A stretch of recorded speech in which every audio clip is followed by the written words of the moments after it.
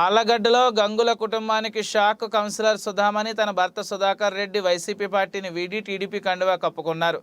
స్వయాన ఎమ్మెల్యే బిజేంద్ర రెడ్డికి మేనమామైన సుధాకర్ రెడ్డి టీడీపీలో చేరారు. కండువా కప్పి పార్టీలోకి బొమ్మ అఖిలప్రియ ఆహ్వానించారు. ఆళ్లగడ్డ ఎమ్మెల్యే చెందింది శూన్యం. స్వచ్ఛందంగా తమపై నమ్మకంతో ఎంతోమంది టీడీపీలో చేరుతున్నారని బొమ్మ అఖిలప్రియ అన్నారు. తెలుగుదేశం పార్టీలోనే ప్రజాప్రతినిధులకు గౌరవం, విలువ, స్వేచ్ఛ అని తెలిపారు. ప్రజల్లో మార్పు వస్తుంది. రాష్ట్రంలో తెలుగుదేశం గెలుస్తుంది. కలిసి పనిచేద్దాం.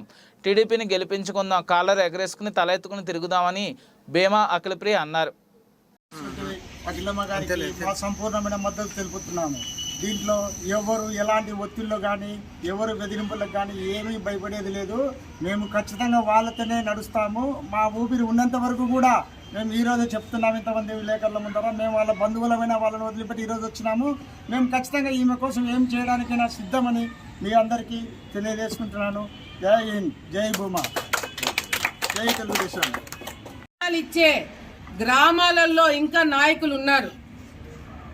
ఈరోజు కాంప్రమైజ్ రాజకీయాల వల్ల రాజకీయము దెబ్బతింటుంది, దానివల్ల అభివృద్ధి దెబ్బతింటుంది, దానివల్ల పోటీలే లేకుండా తలదించుకునే రాజకీయాలు తయారవుతాయి. ఆళ్లగడ్డలో మేమున్నంత వరకు కాంప్రమైజ్ రాజకీయాలు జరగనివ్వము అని చెప్పి కూడా ఈ సందర్భంగా ప్రతి ఒక్కరు కూడా తెలియజేసుకుంటూ మరొకసారి ఇలా కుటుంబ సభ్యులకు అందరూ కూడా స్వాగతం పలుకుతున్నాము. ఆడుకుంటే పార్టీ మాట్లాడిన తర్వాత మాత్రమే చెప్తారంటారు. లాస్ట్కు నిన్న మా గ్రామం నుంచి రోడ్డు వేసి దాంట్లో ఓపెనింగ్లో కూడా ప్రజెంట్ కౌన్సిలర్ ఉన్న ఫోటోకాల ప్రకారం ఉండాల్సిన కౌన్సిలర్ పేరు కూడా లేదు. మేము ఇట్లా ఈ 5 సంవత్సరాల నుంచి బంధువులమని ఎన్నో అవమానాలు పడుకుంటూ వచ్చినాం. కానీ ఈరోజు మాకు విధి లేక, గత్యంతరం లేక ఇలాంటి వాళ్ళ నీడనైతే మా గ్రామానికి డెవలప్ 5 సంవత్సరాలు మా గ్రామంలో ఒక చిన్న కాలువ కానీ ఒక రోడ్డు కానీ ఎలాంటి డెవలప్మెంట్ లేదు. ఏదో అఖిలమ్మ గారు ఎమ్మెల్యే అయితే కనుక తెలుగుదేశం ప్రభుత్వంలో మా గ్రామం డెవలప్ చేసుకోవచ్చని మాత్రమే మేము వస్తున్నాం. కానీ మాకు అంతకు మించి ఎలాంటివి లేదు. మేము ఖచ్చితంగా వారి అడుగుజాడల్లో నడుస్తాము, వారి మద్దతుగా ఉంటాము. ఆళ్లగడ్డ పట్టణంలో ఇంటింటికి తిరుగుతున్నప్పుడు చాలా మంచి స్పందన రావడము, ఆళ్లగడ్డ పట్టణంలో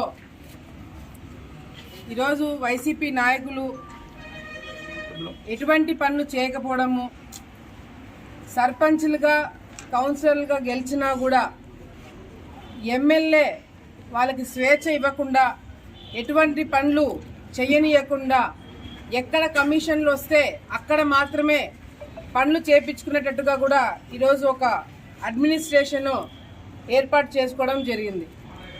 ఈరోజు వైసీపీ నాయకులు వచ్చిన తర్వాత ఆళ్లగడ్డ పట్టణంలో ఏం చేసినారు అంటే, ప్రజలు ఎవరైనా ప్రశ్నించినా, మీడియా ప్రశ్నించినా వాళ్ళు చెప్పే సమాధానము దౌర్జన్యాలు, కబ్జాలు, దోపిడీలు, పంచాయతీలు.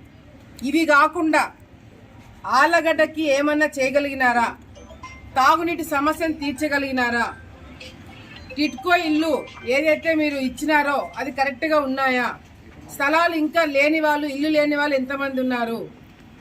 ఇటువంటి 100 పడకల హాస్పిటల్ ఏదైతే తీసుకురావాలో అది పక్క తాలూకాకు పంపించేసినారు. 50 పడకల హాస్పిటల్ కూడా న్యాయం చేయలేకపోయినారు. ఇలా చెప్పుకుంటూ పోతే వీళ్ళు చేసింది ఏంటి అంటే సున్నా. ఈరోజు తెలుగుదేశం పార్టీ మీద నమ్మకంతో, మా నాయకత్వం మీద నమ్మకంతో ఎంతోమంది వైసీపీని వీడి తెలుగుదేశం పార్టీలోకి రావడము, మళ్ళీ తెలుగుదేశం పార్టీ వస్తేనే మేము కౌన్సిలర్గా గెలిచినా కూడా ఒక మర్యాదగా మేము పనులు చేసుకోవడానికి స్వేచ్ఛ ఉంటుంది, నిధులు ఉంటాయి, గౌరవంగా గెలిచినందుకు ప్రజల్లో తిరగడానికి అవకాశం ఉంటుందని ఒక ఆలోచనతో ఈరోజు ఎంతోమంది పార్టీ మారుతున్నారు.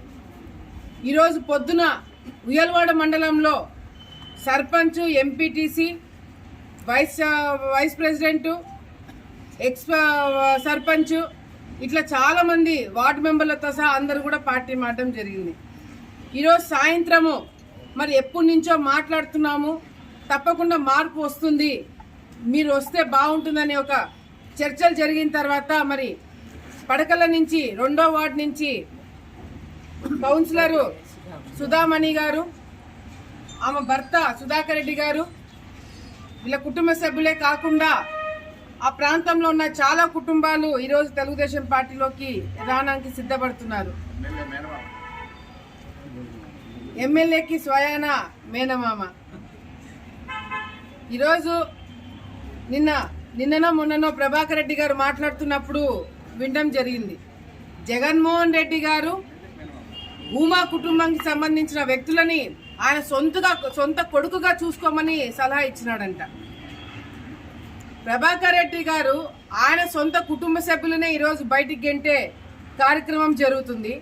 సొంత కుటుంబ సభ్యులను చూసుకోలేడు కానీ భూమా కుటుంబం నుంచి పోయిన వ్యక్తులను మాత్రం సొంత వ్యక్తులుగా చూసుకోవాలని సలహా ఇచ్చినాడంట. ఎవరు సలహా ఇచ్చింది? జగన్మోహన్ రెడ్డి గారు. ఎవరైతే సొంత చెల్లిని బయటికి గెంటేసినాడో, ఎవరైతే ఇప్పుడు షర్మిల గారు మాట్లాడుతూ ఆమె మీద వచ్చే న్యూస్లు, ట్రోల్స్ భరించలేక కన్నీళ్లు పెట్టుకొని మాట్లాడుతుందో ఆమెను పట్టించుకోరంట. కానీ మా కుటుంబ సభ్యులను బాగా చూసుకోమని సలహా ఇచ్చినాడంట ఈ సలహాదారుడికి. ఈరోజు కుటుంబాలను విడగొట్టేది ఎవరు? రాజకీయం కోసం విడగొట్టేది ఎవరు? ఎవరిని ఎలా వాడుకుంటున్నారు అనేది ప్రజలందరూ కూడా గమనిస్తున్నారు. ఈరోజు వీళ్ళని మేము బలవంతం చేయలేదు, ఆశలు చూపెట్టలేదు. కేవలము మా మీద నమ్మకంతో ఈరోజు ఇక్కడికి రావడం జరిగింది. కేవలము వీళ్ళైతేనే రాజకీయాన్ని కాపాడగలుగుతారు, ప్రిస్టేజీలు కాపాడగలుగుతారు, దొంగ రాజకీయాలు ఉండవు అనే ఒక నమ్మకంతో ఈరోజు పార్టీలు మారుతున్నారు. ఈరోజు